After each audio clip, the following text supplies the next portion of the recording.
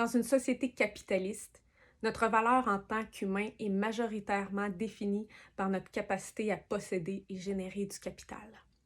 En gros, on échange notre temps et nos attitudes contre de l'argent. Les valeurs marchandes ne sont pas l'être, mais le faire. Dans cette mentalité, notre existence ne peut être justifiée que si l'on prouve son utilité. On veut des résultats, pas de la qualité de présence. On veut du concret, pas du sentimentalisme. On veut bouger des montagnes, pas communier avec elles. On veut saturer l'espace, pas le cultiver. Même si on a tendance à l'oublier, ça n'a pas toujours fonctionné comme ça. Il fut un temps où l'humain fonctionnait comme ses semblables sur Terre. Les besoins essentiels étaient comblés sans l'intermédiaire de l'argent.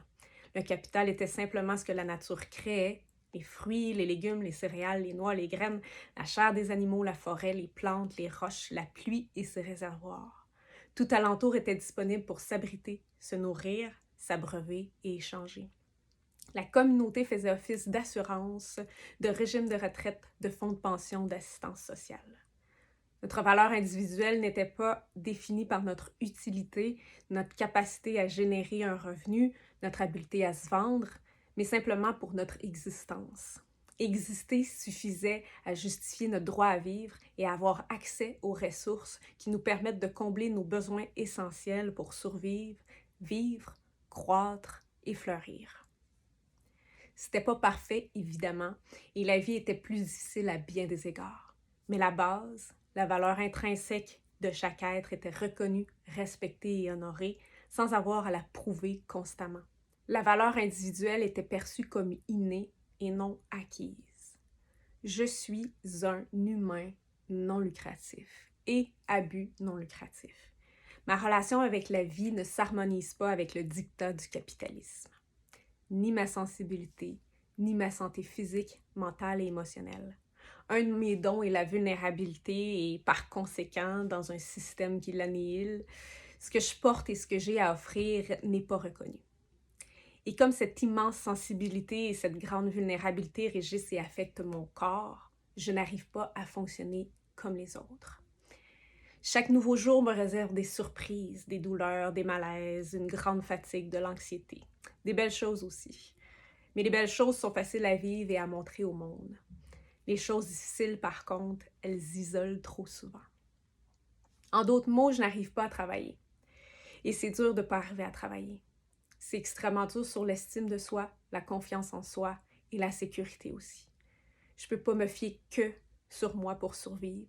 J'ai besoin d'aide tous les jours. Je ne suis pas autonome. J'ai besoin de soutien et d'aide pour les choses du quotidien.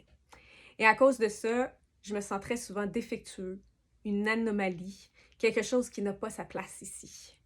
J'échoue au jeu du capitalisme. Et j'y suis pourtant contraint. Nous le sommes tous. Comme tout le monde, j'ai besoin d'argent pour manger, m'abriter, m'habiller et payer mes factures. La beauté dans tout ça, c'est que ça m'a poussée à voir plus loin, à chercher des nouvelles voies, à puiser en moi pour définir ma propre valeur. Une valeur non comparative, une valeur non échangeable, une valeur intarissable, une valeur non monnayable, la valeur que l'on partage tous, la valeur qui anime tout ce qui existe et au-delà.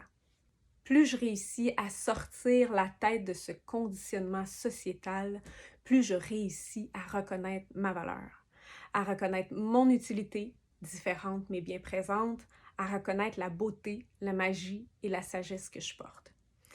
L'amour aussi, parce que j'ai un don pour aimer. Aimer vrai, aimer profond, aimer ce qui a le plus besoin d'amour sur Terre. Je ressens intensément tout. Je suis empath. Et j'utilise cette extra empathie pour cultiver la compassion. Une compassion qui, je le sais, rayonne jusqu'aux confins de l'univers. J'apprivoise aussi la souffrance. Je visite les recoins les plus sombres de l'expérience humaine. Je ne recule devant rien. Le cœur brisé, la peur au ventre, j'avance dans chaque expérience en criant, en pleurant, en jouissant, en savourant et maudissant chaque déchirement, chaque perte, chaque découverte, chaque libération, chaque illumination. Et à travers ces voyages des profondeurs, les frontières se dissolvent de plus en plus entre moi et l'autre. Mon cœur se muscle à aimer sans retenue, à faire la seule chose qu'il connaît, la seule chose qui reste quand tout le reste disparaît. L'amour. Chaque jour, je fais un travail invisible. Pour moi, pour mes proches, pour l'humanité, pour l'univers. Et je ne suis pas seule à faire ce travail. Aux yeux de la société, je ne fais rien de mes journées. Ce que je suis et ce que je porte n'a pas de valeur.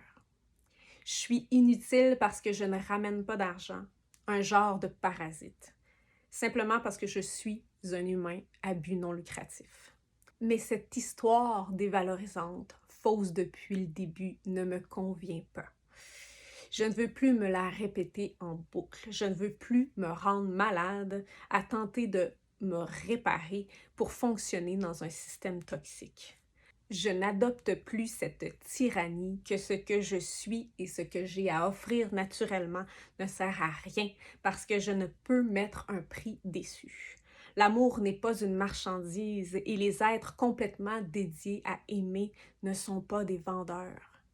Comment expliquer tout ça aux gens quand on me demande « Tu fais quoi, toi, dans la vie? » Comment leur expliquer que j'excelle à briser mon cœur, à s'expandre à l'infini? À voir, mais vraiment voir la beauté de chaque chose, à reconnaître chaque être et lui parler dans mon cœur, à l'honorer et le remercier d'exister. Comment leur dire que je suis amoureux de tout ce qui existe et que c'est ça, ma vocation? Parce que ça ne rapporte pas de capital. Mais je sais à quel point c'est utile, essentiel, vital. Et je sais que je ne suis pas seule. Je te vois, je te reconnais, je te sens. Travailleur des profondeurs, amoureux du grand tout, débroussailleur de nouveaux horizons, artisan de l'amour et de la compassion, notre œuvre est réelle, elle est belle et elle est fondamentale. Et cette œuvre invisible à l'œil humain nourrit pourtant les cœurs affamés de toute l'humanité. Et quel besoin est plus essentiel que celui d'être aimé?